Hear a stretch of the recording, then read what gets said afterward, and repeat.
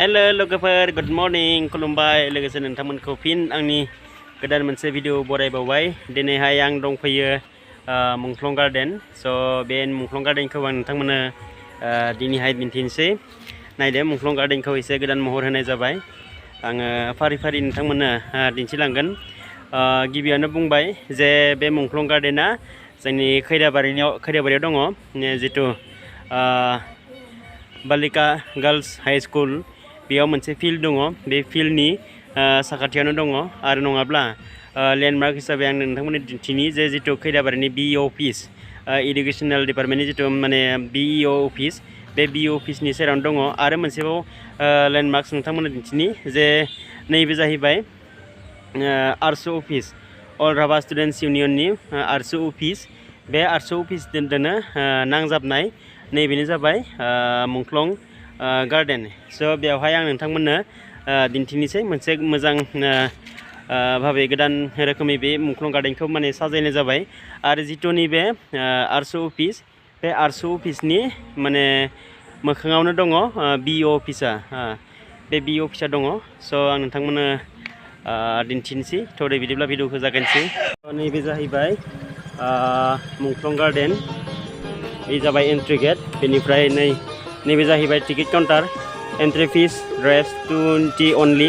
opening time 9 AM to closing time 5 PM स' बेखिनिनि गेजेराव नोंथांमोना नुजाफैनांगोन नै बिथाङा दङ हेल' मास्टार टिकेट मास्टार बेसेबां टिकेटआ 20 रां 20 रां आच्छा 20 राङाव मा मोनगोन स्टुडेन्टफोरनि थाखाय 10 रुपिस आच्छा स्टुडेन्टफोरनि थाखाय 10 रुपिस कनसेसन दङ ड्रेसाव फैनांगोन आरो ड्रेसाव फैनांगोन आइ कार्ड नांगोन आच्छा स' बेनि थाखाय एसे रेहाय दङ बिथाङा आंनो टिकेट होआनो आंखौ ओरैनो माने हाबनो होदों स' आंखौल'सो हाबनो होदों माने आं कमिटिनि मानसि नङा आरो बिथांमोननि लोगोमोन खिन्थु आं कमिटियाव थायासै अब्लाबो बिथांमोना जितु आं माने माबा इउटुब भिडिअ होनानै माने एडभार्टाइज खालामगोन बेखाय बिथांमोना आंखौ ओरैनो हाबनो होबाय स' थेंक इउ नै बिथांखौ थेंक इउ होबाय दा आंखौ ओरैनो माने फ्रि एन्ट्रि होनायखाय नैबे मुंख्लं गार्डेनखौ 2023नि 25 डिसेम्बराव XEM लोमसाव दैमारि बिथाङा फिन बेखेवनानै होयो दायो आङो हाबलांनोसै गेटआव नैबे जाहैबाय एन्ट्रि गेट बेनिफ्राय लुक्सा नैबायदि नै बिराद माने मानसि फैदों ओमफ्राय नैबे जाबाय फिसारि बेवहाय बटिं सिस्टेमबो थागोन बेनिफ्राय नै फ्रन्टआवनो बड'फानि मोनसे स्टेचु दङ नोंथांमोना फैनानै बेवहायबो खुलुमनो हागोन डनेसन होनो हागोन बे नोंथांमोननि गोसो नैबे मोनसे लुक्स फार्स्ट लुक्स बियो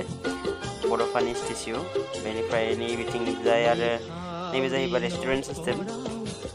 नैयाव जिरायनानै नोंथांमोना फास्ट फुड जानो हागोन बेनिफ्राय नैबेथिंजाय माने नैबेनो जाहैबाय रेस्टुरेन्टआ बेनिफ्राय बिनि साखाथियावनो दङ नैबे जाहैबाय टयलेट लेट्रिन बाथरुम सिस्टेमबो नैबेफोर आरो चेयार टेबोल बेवहायनो जिरायनानै नोंथांमोना फास्ट फुड चाउमिन बेबायदि चाइनिज आइटेमफोरखौबो मोननो हागोन स' नैबे पार्ट्सआ जाहैबाय रेस्टुरेन्ट पार्ट्स नोंथांमोना बेवहाय इन्जय खालामनो हागोन बेनिफ्राय थांनोसै नैबे जाहैबाय सेकेन्ड गेट माने बेयो माने ब्रिज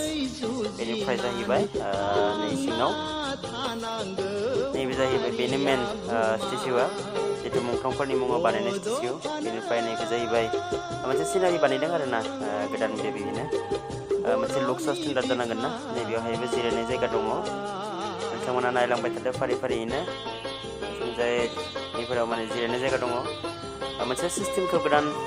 बानायना होदों लुक्सखौ माने गोदान बानायना होदों आगोलनि जेरैबायदि मुंख्लं गार्डेनमोन बियो एसे आपग्रेड जाहैबाय निउ भार्सन होननानै बुंनांगोन नै माने लुक्सआ बेबायदि स' बयबो फैदो इन्जय खालामफैदो जोंनि खैराबारिखौबो एसे फेमास खालामनानै होदो नोंथांमोना नै बेवहाय समायना समायना दंफांफोरबो दङ दंफां फुलि स' बेबायदिनो मुंख्लं गार्डेना एसे आपग्रेडेड जाहैबाय नोंथांमोना फैनानै थारैनो गोजोननाय लानो हागोन नावकाटानि जोहोलावफुरि पार्क बा गुबुन गुबुन पार्कआव जेरैबायदि थाङो नोंथांमोना थिग बेबायदिनो नैबे मुंख्लं गार्डेन जितु दङ बेवहायबो फैनानै एसे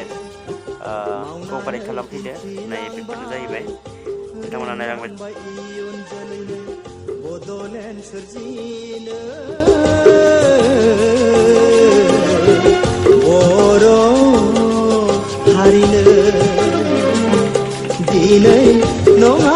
सिनायथि गोमाबायमोन हारिया गोदो उन्दुहाबना थाबायमोन आन्दायना बड'फानो बर'नि बिफा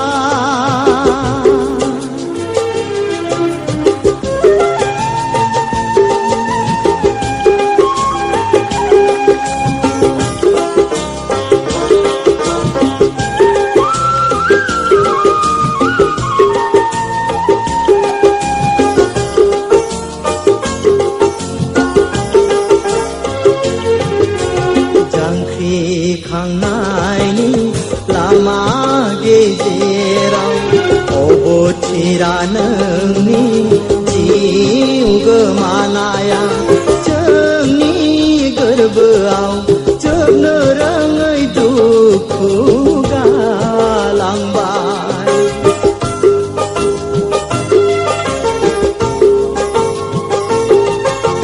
थालांबाय नोंनि मुङा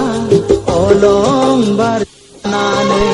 दान्दिसे साया माया मोदाय महरै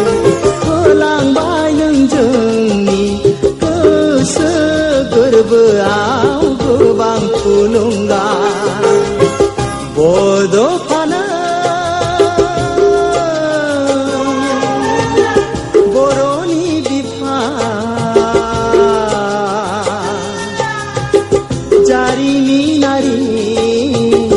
बर'नि आंगो बरागारि गामियाव जोनोम मोननाय जात बर' बिमानि गोरबोनिफ्राय हारायै मेलेमै आरो गोसोयै नोंदि असे